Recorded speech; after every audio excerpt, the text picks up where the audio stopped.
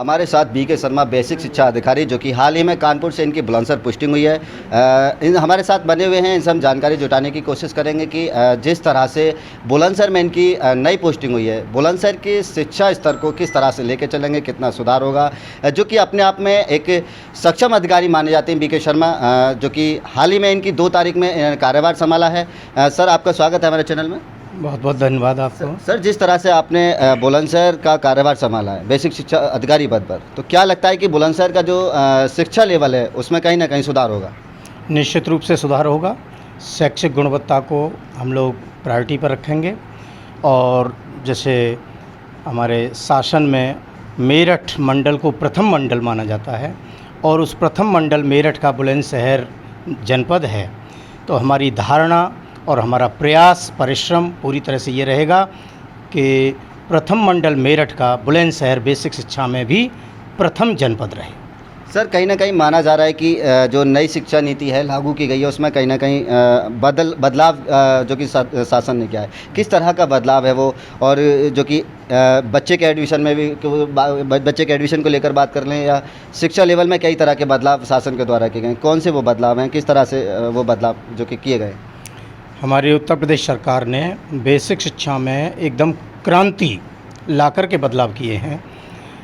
एक तो ये है कि बच्चों को डिजिटल पढ़ाई का बहुत बड़े पैमाने पर, बहुत बड़े स्तर पर सुधार के दृष्टिकोण से माना जाए तो डिजिटल रूप में पढ़ाई का प्रारंभ हुआ है। और दूसरा पढ़ाई के रूप में दूसरा हम ये कह सकते हैं कि जैसे शिक्षकों की विद्यालयों में 100% उपस्थिति के लिए भी हमारे महानिदेशक महोदय के द्वारा बहुत सकारात्मक प्रयास किए गए हैं।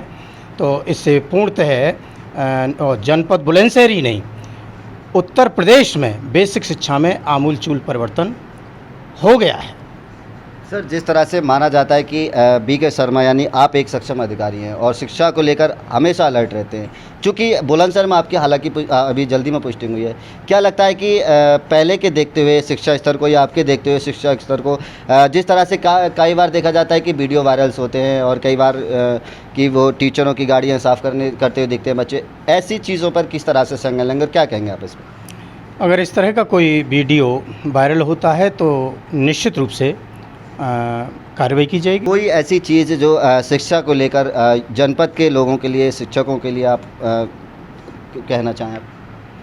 मैं अपने सभी सम्मानित अभिभावकों से यही कहना चाहूँगा कि अपने बच्चों को रेगुलर विद्यालय अवश्य भेजें। और अब वो धारणा ख़त्म हो गई कि सरकारी स्कूलों में पढ़ाई नहीं है।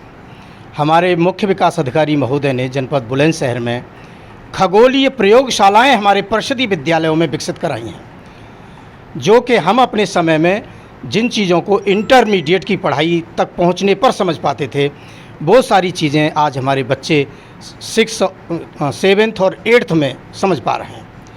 तो ये बहुत बड़ा बदलाव है और इसके लिए बुलंदशहर को उत्तर प्रदेश नहीं, भारतवर्ष में पूरी तरह से इस कार्य के लिए हमारे मुख्य विकास अधिकारी महोदय के सराहनीय कार्य के लिए सराहा जा रहा है। सही कई बार देखा गया, बुलंदशहर में भी देखा गया कि मिड डे मील में जो कि कई बार खामियां देखने को मिलती हैं, अगर इस तरह की लापरवाही सामने आती है तो क्या कार्रवाई? निश्चित रूप से कार्रवाई होगी। लापरवाही बिल्कुल क्षम्य नहीं है और जो भी संज्ञान में कोई नकारात्मक चीज़ें जो आएंगी उनके विरुद्ध कार्रवाई की जाएगी।